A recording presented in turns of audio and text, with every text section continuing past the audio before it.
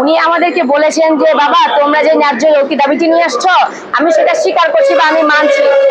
তো আমার হাতে আসলে অত প্রমোশন দেওয়ার ক্ষমতা নাই। তখন আমরা বলেছিলাম যে স্যার এটি কার হাতে বায়ানু কে দিতে পারবেন, বলেছে শিক্ষা উপদেষ্টা স্যার দিতে পারবেন।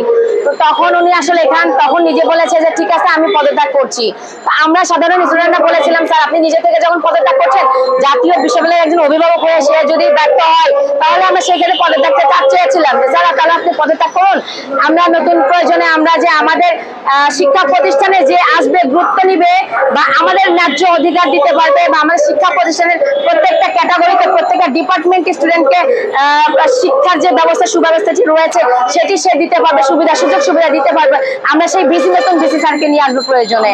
এবং সে কি করেছে, সে এখান থেকে রেগে গিয়ে উঠে গিয়ে তার পার্সোনাল মেয়েকে নিয়ে ভাড়া করা নারীকে নিয়ে এসে আমার গায়ে হাত তুলছে। মানে এখানে একটা বৈঠক চলছে, সেই বৈঠকে কারো পারমিশন ছিল না এবং পারমিশন ছিল যে এখানে আপনারা 20 জন ঢুকতে পারবেন। সেখানে বাইরের একটা মেয়েকে আপনি কিভাবে নিয়ে আমার গায়ে হাত তোলেন, মারধর করেন এবং আমাদের সাংবাদিক ভাইয়ের উপরে আক্রমণ করেন, সেটা আমাদের আন্দোলনের কেউ ছিলই না। আপনার ওই যে মেয়ে আপনাদের উপরে হামলা করেছেন সে নিজে বলেছেন যে স্টুডেন্ট, সে কি আপনাদের সাথে আসছিল নাকি বাইরের কেউ? উনি বাইরে থেকে আসছিল, আমাদের ডিগ্রি ডিপার্টমেন্টের কোনো স্টুডেন্ট না। দ্বিতীয় প্রশ্ন হলো কি আপনার যে বিসি সাহেবের সাথে বসেছিলেন, বিসি সাহেব বলেছিল যে পদত্যাগ করবেন, সেটা কি আপনারা বিসি সাহেবকে বলেছেন পদত্যাগ করার জন্য? উনি নিজে বলেছে স্যার এটা নিজেই বলেছে যে আমি পদত্যাগ করব, তাহলে তোমরা খুশি?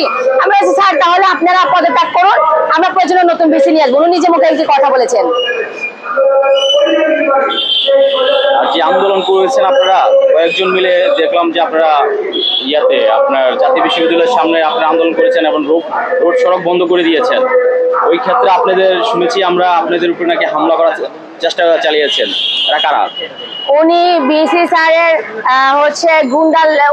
উনার পার্সোনাল গুন্ডা বাহিনী লেলিয়ে দিয়ে আমাদের উপরে হামলা করার চেষ্টা করেছে। আমরা লাইভে দেখিয়েছি এবং আমাদের স্টুডেন্টরা যারা ছিল সবাই লাইভে ছিল, সবাই দেখেছে যে ওনারা আমাদের উপরে আবারও হামলা করার চেষ্টা করেছে।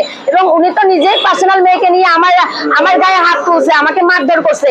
তো আমার কথা একজন জাতীয় বিশ্ববিদ্যালয়ের অভিভাবক এসে এই কাজটি কিভাবে করে? সর্বশেষ প্রশ্ন আপনার, আপনারা এর আগেও একবার প্রেস ক্লাবের সামনে আমরা জাতীয় বিশ্ববিদ্যালয়ের স্মারকলিপি জমা দিয়েছি, শিক্ষা উপদেষ্টা সচিবালয়ের সব জায়গায় আমরা দিয়েছি এবং আপনারা দেখেছেন যে সারা বাংলাদেশ 64 জেলায় কক্সবাজার, নেত্রকোনা, পটুয়াখালী, রংপুর সব বিভাগেই আমাদের ভাই বোনেরা স্মারকলিপিটি জমা দিচ্ছে এবং ইতিমধ্যে এখনো কাজ চালাচ্ছে। এখন তাদের কাছে আমরা নিয়ে গেছি, তাদের কাছে মনে হয় আমরা রং তামাশা করতে আসছি, আমরা খেলনার পুতুল, আমরা আমাদের এই বিষয়টা নিয়ে খেলা করতে আসছি। তারা আসলে কোনো গুরুত্বই দেয়নি বিষয়টি এবং তারা উল্টো করে আমাদেরকে মারধর করছে।